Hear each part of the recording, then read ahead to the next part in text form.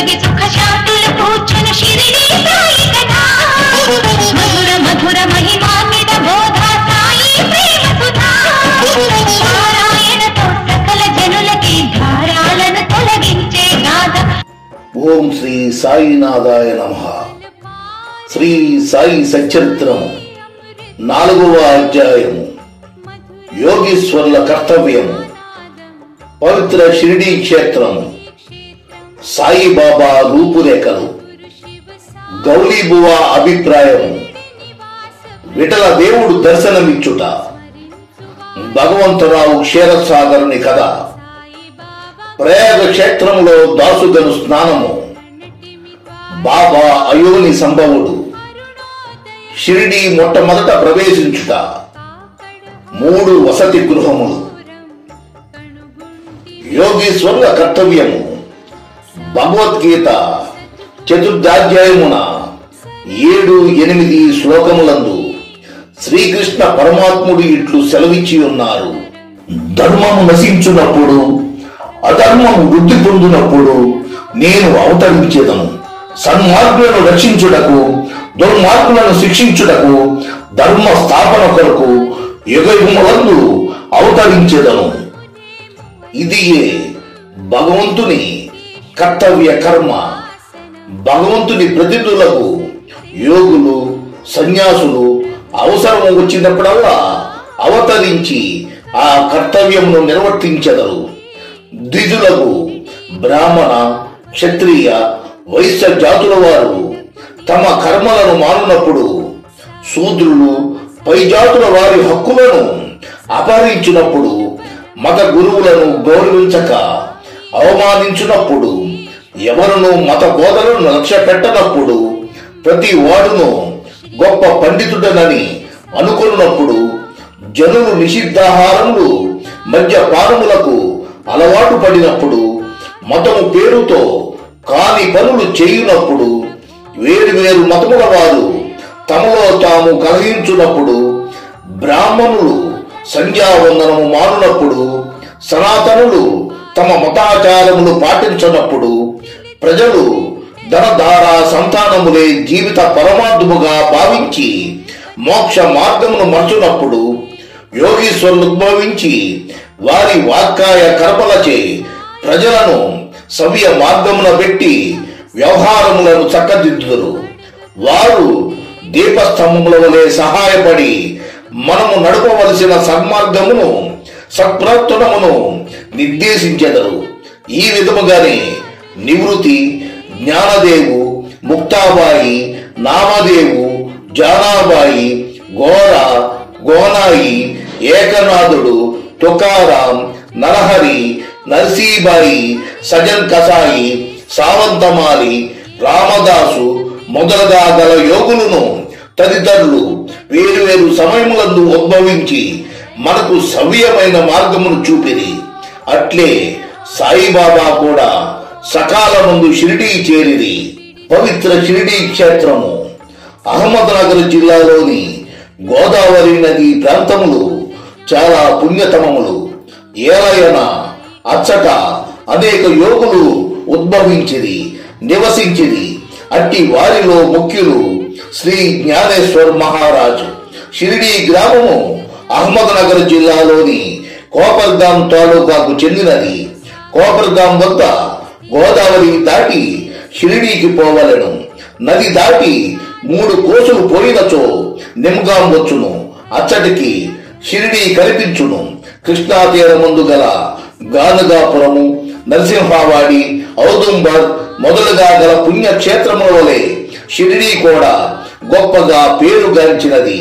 పండరీపురమునకు సమీపమున గల మంగళవేద యందు భక్తుడగు దామాజీ, సజ్జనగడ యందు సమర్థ రామదాసు, నర్సోబాజీ వాడి యందు శ్రీ నరసింహ సరస్వతి స్వామి వార్లు వర్ధిల్లినట్లే శ్రీ సాయినాథుడు షిరిడీలో వర్ధిల్లి దానిని పవిత్రమనర్చెను. సాయిబాబా రూపురేఖలు.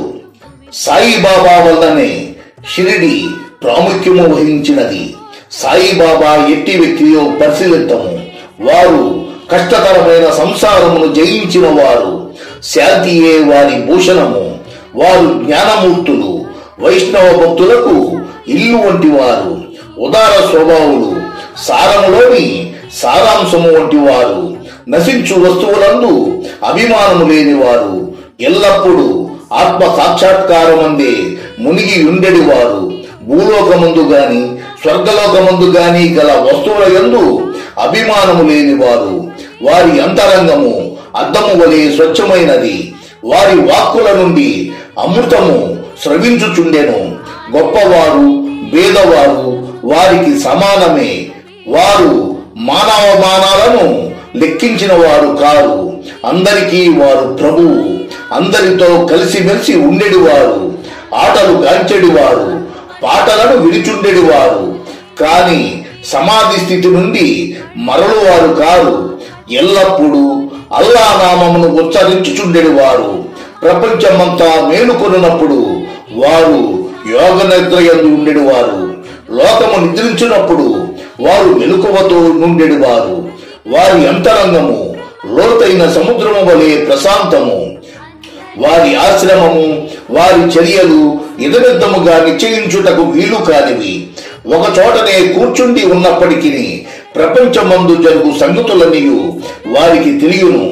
వారి దర్బారు ఘనమైనది, నిత్యము వందల కొలది కథలు చెప్పుచున్నప్పటికీ మౌనము తప్పెడు వారు కాదు, ఎల్లప్పుడూ మసీదు గోడకు ఆనుకొని నిల్చువారు, లేదా ఉదయము మధ్యాహ్నము సాయంత్రము లేడీ తోట వైపు గాని చావటి వైపు గాని పచారులు చేయుచుండెడి వారు, ఎల్లప్పుడూ ఆత్మ జ్ఞానమునందే మునిగి ఉండేడి వారు, సిద్ధ పురుషుడైనప్పటికీ సాధకును వలె నటించువారు, అనుకువ నమ్రత కలిగి అహంకారము లేక అందరినీ ఆనందింపచేయువారు, అట్టి వారు షిరిడీ సాయిబాబా. షిరిడీ నేల వారి పాదస్పర్శచే గొప్ప ప్రాముఖ్యము పొందినది. జ్ఞానేశ్వర్ మహారాజు అలందిని వృద్ధి చేసినట్లు, ఏకనాథుడు పైతాడును వృద్ధి చేసినట్లు శ్రీ సాయిబాబా షిరిడీని వృద్ధి చేసెను. షిరిడీలోని గడ్డి రాళ్ళు పుణ్యము చేసుకున్నవి, ఏలయన బాబా పవిత్ర పాదములను ముద్దు పెట్టుకొని వారి పాదధూళి తలపైన వేసుకొనగలిగినవి.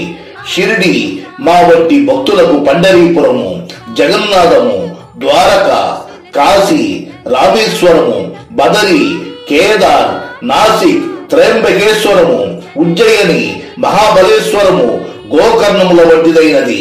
షిరిడి సాయిబాబా స్పర్శయే మాకు వేద పారాయణ తంత్రము, అది మాకు సంసార బంధముల సన్నగిల చేసి ఆత్మ సాక్షాత్కారమును సులభ సాధ్యము చేయును. శ్రీ సాయి దర్శనమే మాకు యోగ సాధనముగా ఉండెను. వారితో సంభాషణ మా పాపములను తొలగించుచుండెను. త్రివేణి ప్రయాగల స్నాన ఫలము వారి పాద సేవ వలననే కలుగుచుండెడిది. వారి పాదోదకము మా కోరికలను నశింపు చేయుచుండెడిది. వారి ఆజ్ఞ మాకు వేదవాక్కుగా ఉండెడిది.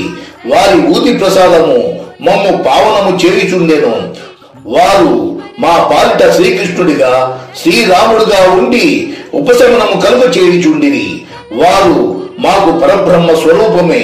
వారు ద్వంద్వాతీతులు, నిరుత్సాహము గాని ఉల్లాసము గాని ఎరుగరు. వారు ఎల్లప్పుడూ సచ్చిదానంద స్వరూపులుగా ఉండేటివారు. షిరిడి వారి కేంద్రమైనను వారి లీలలు పంజాబు, కలకత్తా, ఉత్తర హిందూస్థానము, గుజరాతు, దక్కను, కన్నడ దేశములలో చూపుచుండిరి. ఇట్లు వారి కీర్తి దూర దేశములకు వ్యాపించగా భక్తులన్ని దేశముల నుండి షిరిడీ చేరి వారిని దర్శించి వారి ఆశీర్వాదమును పొందుచుండిరి.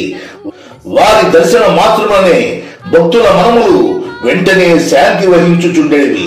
పండరీపురమందు విఠల్ రకుమాయిలను దర్శించినచో భక్తులకు కలిగడి ఆనందము షిరిడిలో దొరుకుచుండెను. ఇది అతిశయోక్తి కాదు. ఈ విషయమును గూర్చి భక్తుడు ఒకడు చెప్పినది గమనింపుడు. గౌలీబువ అభిప్రాయము. 95 సంవత్సరముల వయసు గల గౌలీబువ అను వృద్ధ భక్తుడు ఒకడు పండరీ యాత్ర ప్రతి సంవత్సరము చేయువాడు. 8 మాసములు పండరీపురమందు, మిగతా 4 మాసములు ఆషాఢము మొదలు కార్తీకము వరకు గంగా నది ఒడ్డునను ఉండేటివాడు. సామాను మ్రోయుటకు ఒక గాడిదను తోడుగా ఒక శిష్యుని తీసుకొని పోవాడు. ప్రతి సంవత్సరము పండరీ యాత్ర చేసుకొని షిరిడి సాయిబాబా దర్శనకై వచ్చేడువాడు. అతడు బాబాను మిగుల ప్రేమించువాడు. అతడు బాబా వైపు చూచుచు ఇట్లనిటివాడు, వీరు పండరీనాథుని అవతారమే, అనాథల కొరకు బీదల కొరకు వెలిసిన కారుణ్యమూర్తి. గౌరీబువా విఠల దేవుని ముసలి భక్తుడు. పండరీ యాత్ర ఎన్నిసార్లు చేశాను. వీరు సాయిబాబా పండరీనాథుని అవతారమని నిర్ధారణ పరిచరి. విఠల దేవుడు దర్శనమిచ్చుట సాయిబాబాకు భగవన్నామ స్మరణ యందును సంకీర్తన యందును మిక్కిలి ప్రీతి. వారు ఎల్లప్పుడూ అల్లా మాలిక్ అనగా అల్లాయే యజమాని అని అనుచుండెడు వారు. 7 రాత్రింబవళ్ళు భగవన్నామ స్మరణ చేయించుచుండెడు వారు. దీనినే నామ సప్తాహమందురు. బాబా ఒకప్పుడు దాసుగను మహారాజును నామ సప్తాహము చేయమనని, సప్తాహము ముగినాడు విఠల దర్శనము కలుగునని వాగ్దానమిచ్చినచో నామ సప్తాహము సరిపెదనని దాసుగను జవాబిచ్చెను. బాబా తన గుండెపై చేయి వేసి తప్పనిసరిగా దర్శనమిచ్చును, కాని భక్తుడు భక్తి ప్రేమలతో ఉండవలెను. ఠాగూరు నాడు యొక్క ఠాగూరు పట్టణము, విఠలు యొక్క పండరీపురము, శ్రీకృష్ణుని ద్వారకా పట్టణము ఇక్కడనే అనగా షిరిడీలోనే ఉన్నవి. ఎవరును ద్వారకాకు పోవలసిన అవసరము లేదు. విఠలుడు ఇక్కడనే ఉన్నాడు. భక్తుడు భక్తి ప్రేమలతో కీర్తించినప్పుడు విఠలుడు ఇక్కడనే అవతరించును అని అనేను. సప్తాహము ముగిసిన పిమ్మట విఠలుడు ఈ క్రింద విధముగా దర్శనమిచ్చెను. స్నానానంతరము కాకా సాహెబ్ దీక్షితు జ్ఞానములో మునిగినప్పుడు విఠలుడు వారికి కల్పించెను. కాకా మధ్యాహ్న హారతి కొరకు బాబా యొద్దకు పోగా తేట తెల్లముగా కాకాను బాబా విఠల్ పాటిల్ వచ్చినాడా, నీవు వాడిని చూచితివా? వాడు మిక్కిలి పారుబోతూ, వాడిని దృఢముగా పట్టుకొనుము. ఏ మాత్రము అజాగ్రత్తగా ఉన్నను తప్పించుకుని పారిపోవును అని అనేను. ఇది ఉదయము జరిగెను. మధ్యాహ్నము ఎవడో పటములను అమ్మువాడు 25-30 విఠోబా చిత్రపటములను అమ్మకమునకు తెచ్చాను. ఆ పటము సరిగా కాకా సాహెబ్ ధ్యానములో చూచిన దృశ్యంతో పోలి ఉండెను. దీనిని చూచి బాబా మాటలు జ్ఞాపకం తెచ్చుకొని కాకా సాహెబ్ ఆనందాశ్చర్యములో మునిగెను. విఠోబా పటము ఒకటి కొని పూజా మందిరంలో ఉంచుకొనెను. భగవంతుని క్షీరసాగరుని కథ. విఠల పూజ యందు బాబాకు ఎంత ప్రీతియో భగవంతరావు క్షీరసాగరుని కథలో విశదీకరింపబడినది. భగవంతరావు తండ్రి విఠోబా భక్తుడు. పండరీపురంనకు నియమముగా యాత్ర చేయుచుండేవాడు. ఇంటి వద్ద కూడా విఠోబా ప్రతిమను ఉంచి దానిని పూజించువాడు. అతడు మరణించిన పిమ్మట వారి కొడుకు పూజను, యాత్రను, శ్రాద్ధమును మానెను. భగవంతరావు షిరిడి వచ్చినప్పుడు బాబా వారి తండ్రిని జ్ఞప్తికి తెచ్చుకొని, వీని తండ్రి నా స్నేహితుడు గాన వీనిని ఇచ్చటకు ఈడ్చుకొని వచ్చి తిని, వీడు నైవేద్యము ఎన్నడూ పెట్టలేదు. కావున నన్నును విఠలుని కూడా ఆకలితో మార్చినాడు. అందుచేత వీనిని ఇక్కడకు తెచ్చి తిని, వీడు చేయనది తప్పని బోధించి చివాట్లు పెట్టి తిరిగి పూజ ప్రారంభించున్నట్లు చేసేదను అని అనిది. ప్రయాగ క్షేత్రంలో దాసుగను స్నానము. గంగా నది, యమునా నది కలిగి చోటునకు ప్రయాగ అని పేరు. ఇందులో స్నానమాచరించిన ప్రతివానికి గొప్ప పుణ్యము ప్రాప్తించుడని హిందువుల నమ్మకము. అందుచేతనే వేల కొలది భక్తులు అప్పుడప్పుడు అచ్చటికి పోయి స్నానమాడుదురు. దాసుగను కూడా ప్రయాగ పోయి అచ్చట సంగమములో స్నానము చేయవలనని మనసున తల్చెను. బాబా వద్దకేగి అనుమతించమనెను. అందుకు అంత దూరము పోవలసిన అవసరమే లేదు, మన ప్రయాగ ఇచ్చటనే కలదు, నా మాటలు విశ్వసింపుము అని బాబా జవాబిచ్చాను. ఇట్లనునంతలో ఆశ్చర్యములన్నింటికంటే ఆశ్చర్యకరమైన వింత జరిగినది. దాసుగను మహారాజు బాబా పాదములపై శిరస్సును ఉంచిన వెంటనే బాబా 2 పాదముల ప్రటన వేళ్ల నుండి గంగా యమునా జలములు కాలువలుగా పారెను. ఈ చమత్కారమును చూచి దాసుగను ఆశ్చర్యచకితుడయ్యాడు.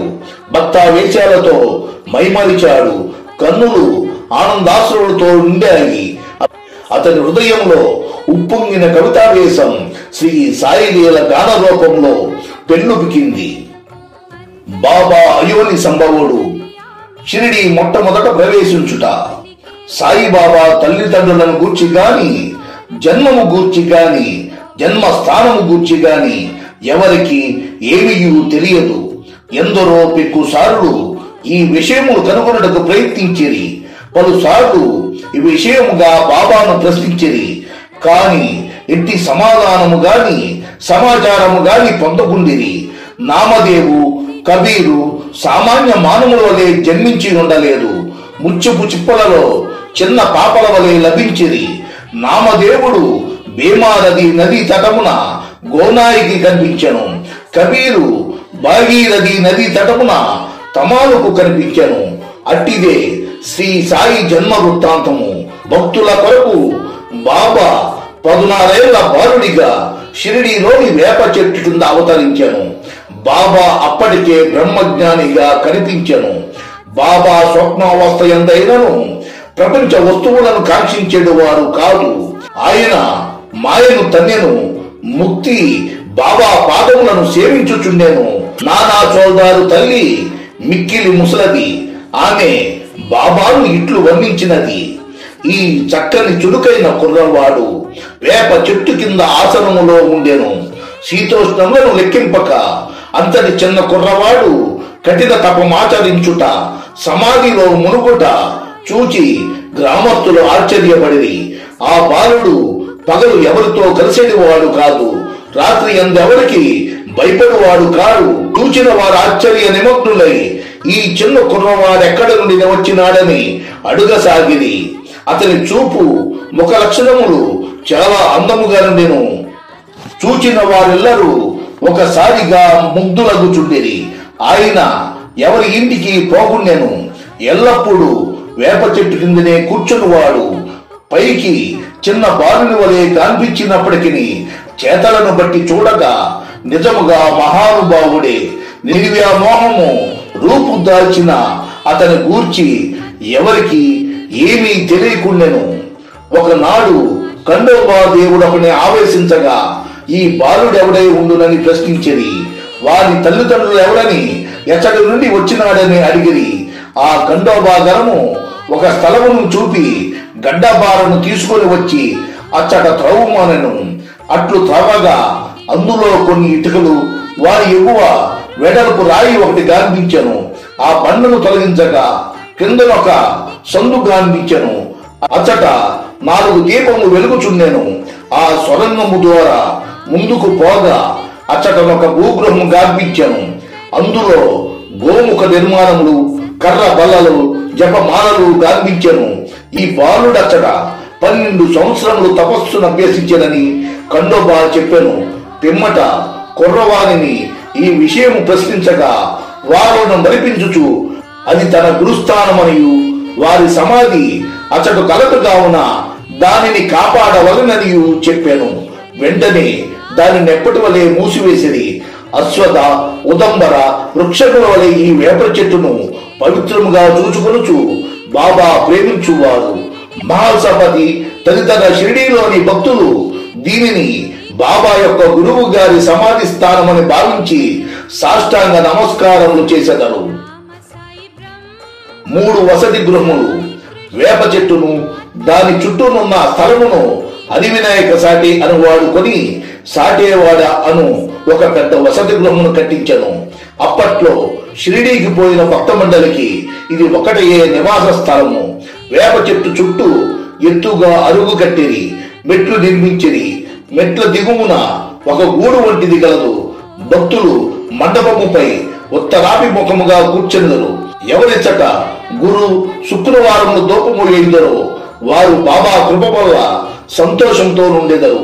ఈ వాడ చాలా పురాతనమైనది కావున మరమ్మత్తునకు సిద్ధముగా ఉండెను.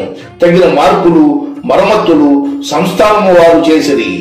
కొన్ని సంవత్సరముల పిమ్మట దీక్షిత్ వాడ అను పేర ఇంకొక వసతి గృహము కట్టబడినది. న్యాయవాది అయిన కాకా సాహిబ్ దీక్షిత్ ఇంగ్లాండ్కు పోయెను. అచ్చట రైలు ప్రమాదమున కాలు కుంటుపడెను. అది ఎంత ప్రయత్నించినను బాగు కాలేదు. తన స్నేహితుడకు నానాసాహెబ్ చందూర్కర్ షిరిడీ సాయిబాబాను దర్శించుమని సలహా ఇచ్చెను. 1909వ సంవత్సరమున కాకా షిరిడీకి పోయెను. బాబా దర్శన మాత్రమున అమితానంద భరితుడై షిరిడీలో నివసించుటకు నిశ్చయించుకొనెను. కాలు కుంటితనము కన్నా తన మనసులోని కుంటితనమును తీసివేయమని బాబాను ప్రార్థించెను. తన కొరకును ఇతర భక్తులకును పనికి వచ్చునట్లు ఒక వాడాను నిర్మించెను. 1910వ సంవత్సరము డిసెంబర్ 10వ తారీఖున ఈ వాడా కట్టుటకు పునాది వేసిరి. ఆనాడే 2 ముఖ్యమైన సంఘటనలు జరిగాను. ఒకటి, దాదాసాహెబ్ కపటేకు తన ఇంటికి పోవుటకు బాబా సమ్మతి దొరికెను. 2, సావడిలో సేద్ హారతి ప్రారంభమయ్యను.